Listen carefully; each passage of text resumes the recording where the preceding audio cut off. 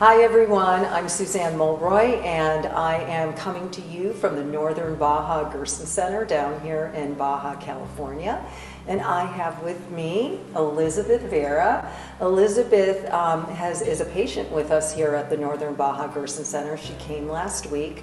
Her diagnosis is a little different than most of our patients in that she was diagnosed with a tumor, but fortunately for Elisabeth, it is benign. What Elisabeth has done though, and what we encourage every person to do, is to really take their health into their own hands and become their own health advocate. So with this particular diagnosis, she decided that she was going to take her health into her own hands, be proactive, be her own advocate, started researching, found us, and now she is in the throes of making an incredible lifestyle change working with the Gerson therapy. That's been around for over 100 years. And our testimonials and the people that we have helped over the years to regain optimal health has been remarkable. And so we're excited that we get to help Miss Elisabeth on her journey as well. So Elisabeth, tell us a little bit about yourself and just, about your diagnosis and how you came to be with us. So I'm always running, busy, and also have my family. I have 4 beautiful children. And at the end of last year, I wasn't really quite feeling well. I was getting more colds more often, and every couple months I'll be catching a cold, and I knew something was going on.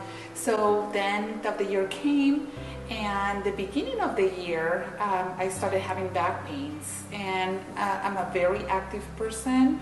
I love hiking, running, walking, and I didn't feel well. So I knew something was going on. I became very sick in February. And I reached out to my doctor and I said, maybe I'm lacking a vitamin, but I'm feeling back pain. And she knows me very well. She knows that I don't like to take medication. And she asked me, she says, what do you want to do? Do you want me to prescribe you pain medication? And I said, well, do you think it's just something going on? I said, the only thing that worries me is that I've been getting sick more often. And she says, well, I think you probably just, it's the season for colds and flu, so just make sure you're eating well, you're exercising. But if you're having back pain, then just a slow down, just take a couple weeks off and from exercising and see how you're feeling. Then I was just really worried about myself, and I'm thinking, well, I already slowed down on my exercise, and this is not helping, it's not doing anything, there may be something else going on. Then of course this whole thing with COVID came, and I wasn't able to, everything was closed, but I was able to reach my doctor, and I asked, I said, maybe this is something with my kidneys. And I asked if I was able to get an MRI done, just to make sure that my kidneys were working fine. And she says, yeah, that would be a good idea. I will order one, but now everything's closed. So this is not urgent. We're just taking urgent, any emergencies. So let's go ahead and schedule it. I'll have someone call you the beginning of June when they're planning to reopen. So I said, so okay. This was in April. This was in April. And then you had to wait till June to get diagnosed. Yes, I actually waited till June. And living with the pain? Yep, everything was gradually increasing. My pain wasn't going away. I will never take medication. I'd rather bear with the pain rather than intoxicating my body with more medication. So I said, no, I can just go ahead and wait. So they reached out to me. Right on the 1st of June. And they said, well, we have an appointment for you tomorrow to come to do your MRI. 30-45 minute as the normal Did they procedure. do contrast? Did you have to drink it? Okay. No. And as soon as I got back in my office, I had them calling me, and I'm thinking, oh, okay. So I take the call, and they said, well, we're calling to schedule your MRI. And I said, well, I just had one done. And she goes, well, they just requested another one for you. And that's when everything starts. Yeah. I was very worried. I start asking questions, did they found anything? Do I have anything? she couldn't say anything. She says, if you have questions, reach out to your doctor. But the next available appointment we have is on the 14th of June. So 2 more weeks. 2 more weeks. And I said, well, if this is urgent, do you have anything sooner? And she goes, well, just reach out to your doctor. That's the only appointment that I have available now, but she'll make that call.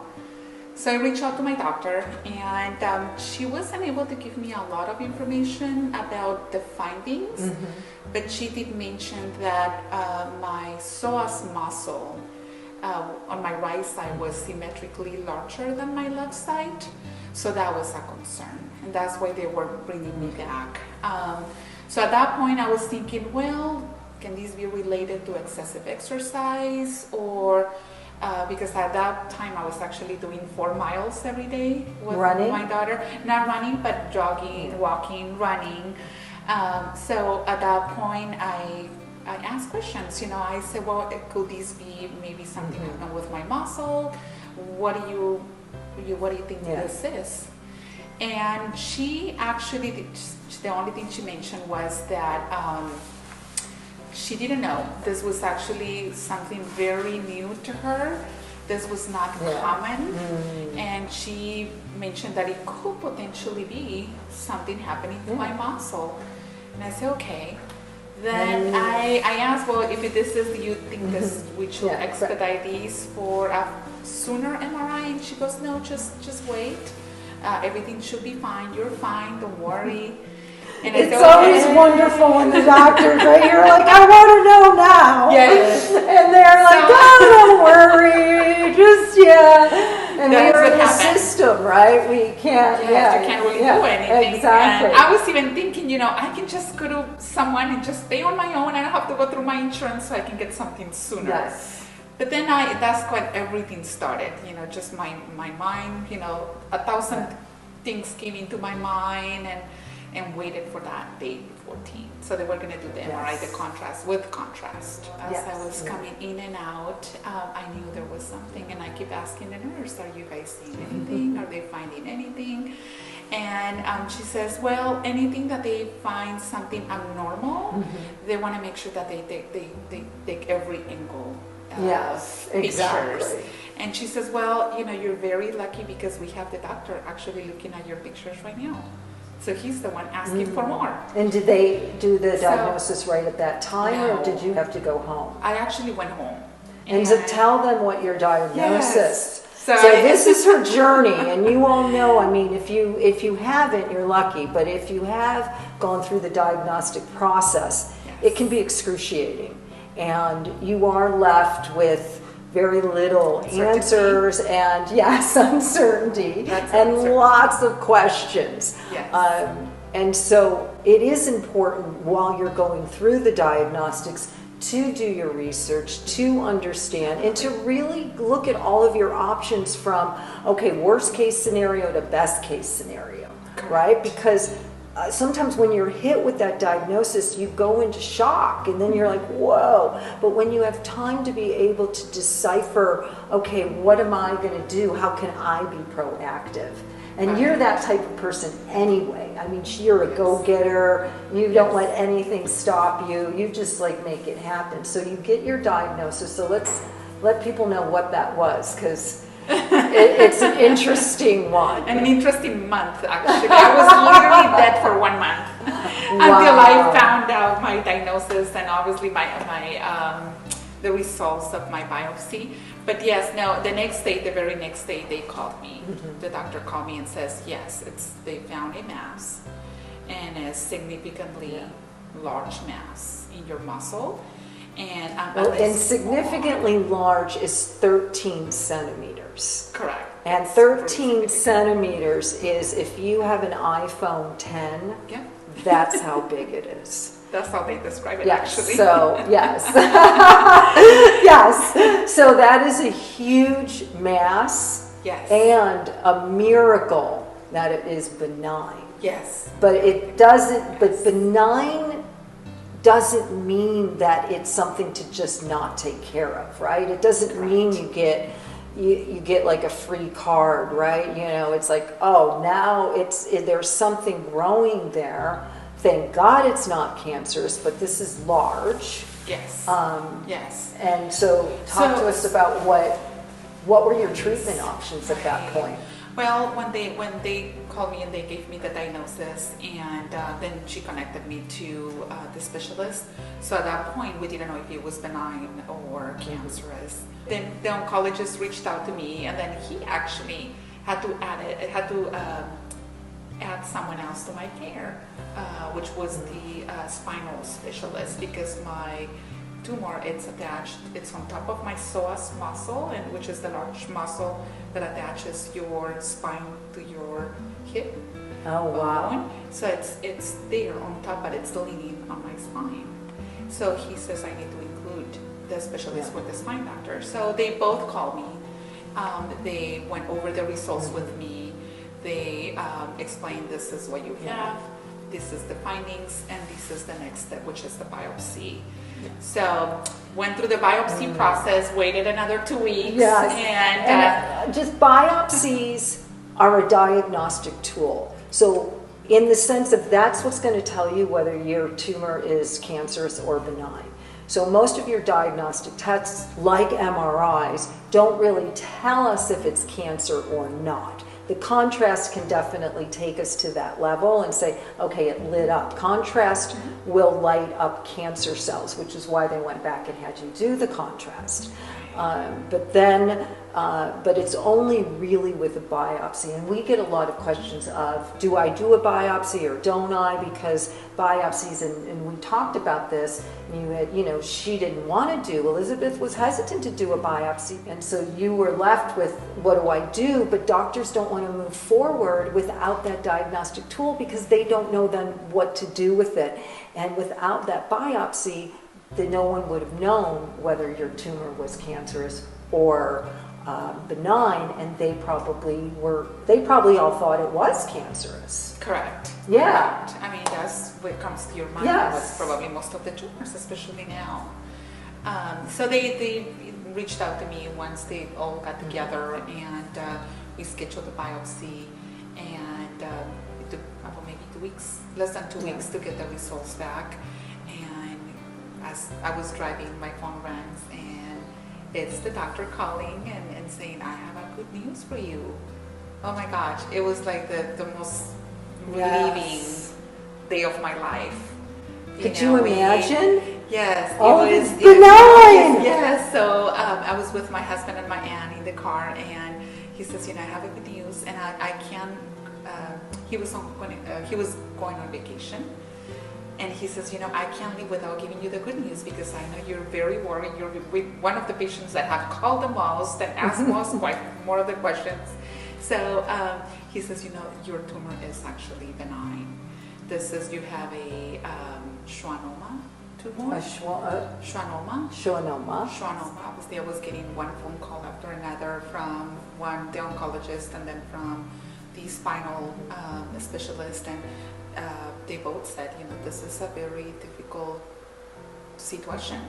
It's been taking us longer because the treatment, it's obviously not, the only option that we have is not the best option, but we have to do surgery, and it's guaranteed that you will be disabled, 100% guaranteed that you'll become disabled. Wow. Because you're going to be losing the right strain on your right. I will be losing the right strain on my right side.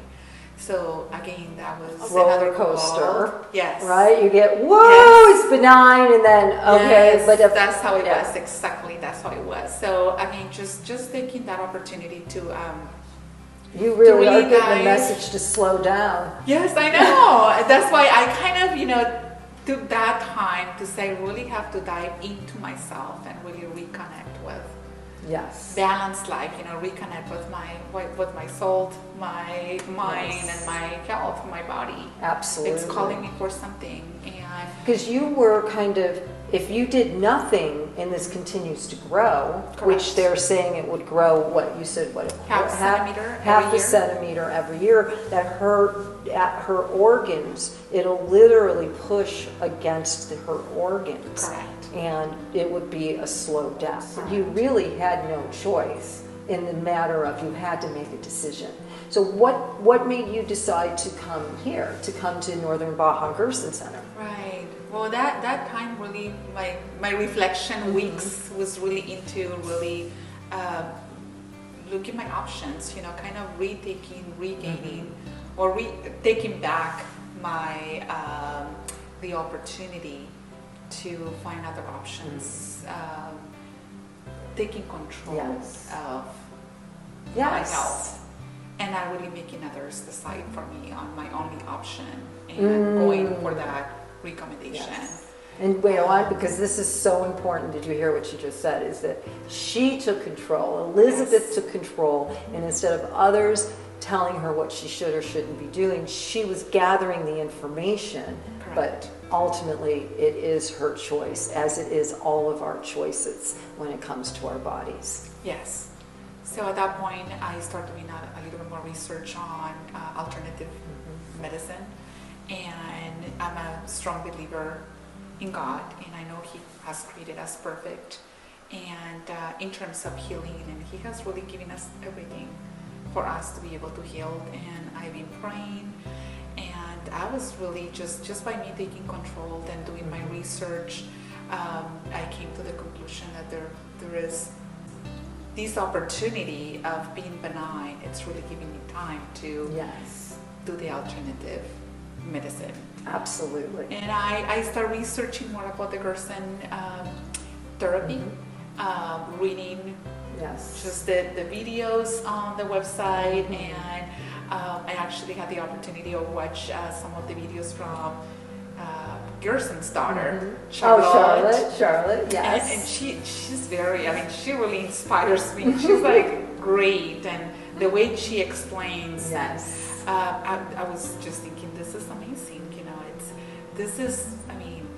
she was over 90 years old, recording her videos and promoting natural medicine, natural cures, and this was really an opportunity for me to do more research and see. This is a reason. Nothing happens.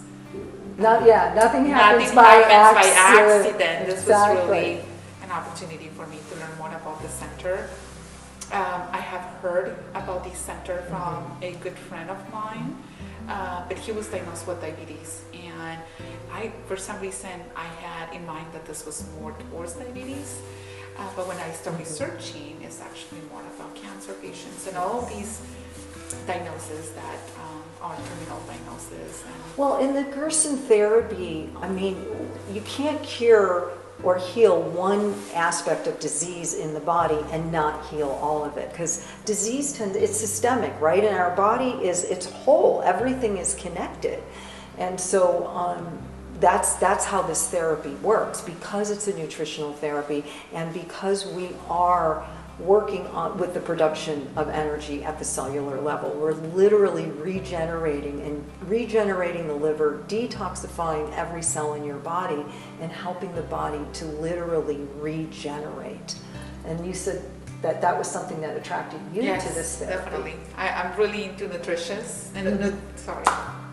I'm really into nutrition, and that was actually what caught my attention. Just learning about how the healing comes from within you, and it's not just simply a band-aid on something that you have, and they're not really treating the cause of it, just the symptoms.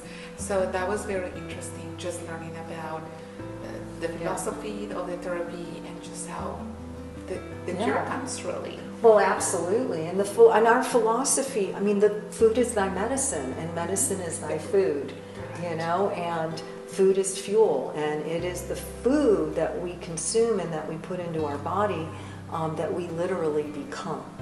And so with this therapy, and Max Gerson knew this 100 years ago, we are just now catching up. I think there is a place for medicine, definitely, but it's not always the answer. You were lucky. It sounds like you had amazing health care. Really some amazing doctors that came together and were collaborating and really looking from a diagnostic standpoint of, okay, what can we do?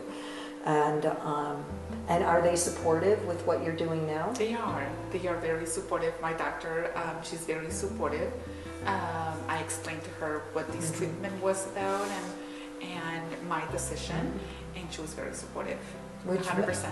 We love that. We Yes. love that. So Yes. thank you. And you know, I mean, to the doctors out there, your patients need your support. And though you might not know what they're doing or why they're doing it, and maybe you disagree with it, be open to the possibilities, because healing happens on so many different levels.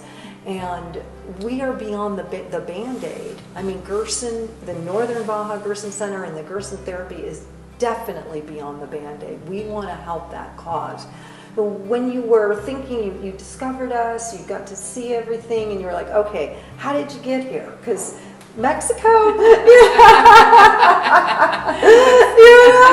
did you come to find Mexico's us? my home. Well, yes, that's true. So it's not that far off. And it is a fabulous country, by the way. It is. Oh, A close friend too that she was recently diagnosed with breast cancer, and I reached out to her as well because she has gone through a similar therapy, but it's not the Gerson therapy. So before I made the decision on the Gerson therapy, I reached out to her and I said, how was your treatment at the place that you actually went to back in February and March? She was gone for 30 days, and she mentioned that it was great, but it was definitely expensive. When she gave me numbers, I was like, oh my gosh, you know, this is, I mean, very expensive. But she also mentioned about the Gerson therapy. She says, you know, I learned about the Gerson therapy, and I've been doing a little bit more research about this place. And if I knew this place before I have gone to the other one, this was definitely my first choice. It seems more affordable. The nutritious, I mean, just the philosophy on the nutrition, it's very much the same as the other one or better. And price-wise, it's definitely affordable. And of course, you know, we can, our health is priceless, our life is priceless, so there is really no numbers to it. Dr. Vickers is extremely generous. And he is very nice and very generous, and we do work with patients, and our goal is to heal people. Obviously there is, you know, hard expenses when you're running a business at the same time, but we try to be very upfront with what the costs are going to be. We do have additional therapies that have our additional costs, but again, we try to really communicate that to people, because you know, there are so many alternative clinics out there and different people doing different things, so it is important to do your research. Do figure out what are the therapies available, what can you expect to spend, even if it's in a range, because sometimes you'll show up and you think it's one price and then you leave and it's a lot more. That actually happened to her. She actually, they gave her an amount, and she ended up spending much more because of additional treatment that was recommended.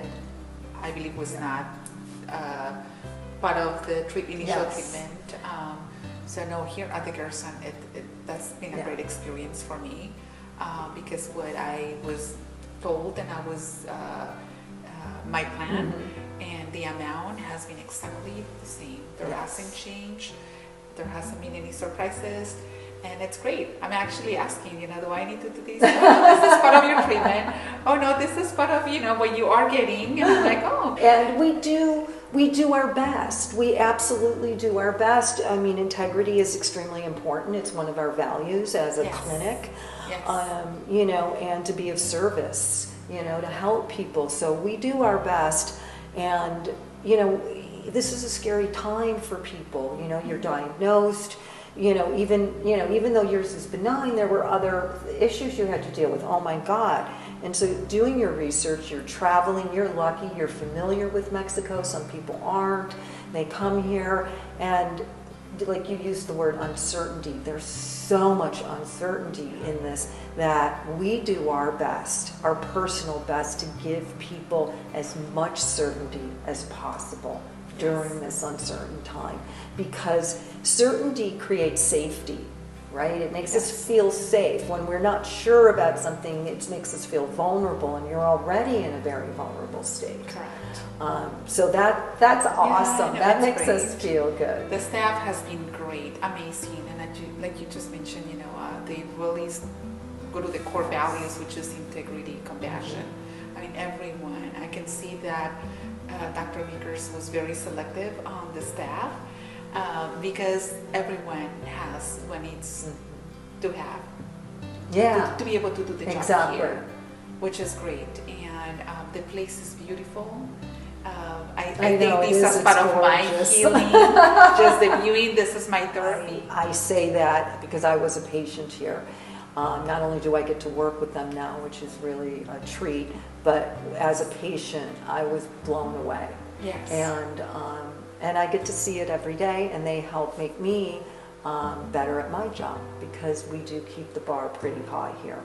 And if you are recently diagnosed or going through a degenerative disease, or someone you love is, know that you have options, and know that you get to choose. Yes, listen to the doctors, hear what they have to say, but also look at what's available. And alternative is absolutely something to think about, regardless if you choose conventional or not. If I had my wish in the world, I would wish that people came to us sooner than later. Yes. Because later, as you said, if you waited, if you became complete, well, it's benign, I'm fine, I have a little bit of pain, no big deal, I'm just going to move on with my life and just keep doing what I'm doing, there would have come a time of reckoning, and then it could be too late, right? Then Correct. You might have been disabled, but now Elisabeth is giving her body the opportunity to heal itself on every level, and making the necessary changes in her life to do that. And that's what it takes. And what we do at this clinic is we help you along that journey. We assist you. Yes. Yeah. Well, the place has actually not only met my expectations, but actually has exceeded my expectations. And I really hope that whoever this video is, I really hope that whoever has the opportunity to watch this video, it really brings inspiration, motivation, and hope like it did for me. Absolutely. No, you're not alone. We're here to help. Yes. And whatever ails you, please feel free to give us a call. Yeah, and I also, something very important is that when I get the opportunity, I'm actually embracing the change in my lifestyle. Mm-hmm. And when I get the opportunity, I really hope to help others by really paying off the debt of regaining my health back. It will be a way of me helping others, but just promoting Exactly. healthy living and nutrition in the Gerson clinic. Well, thank you, Elisabeth. Thank you. Thank you.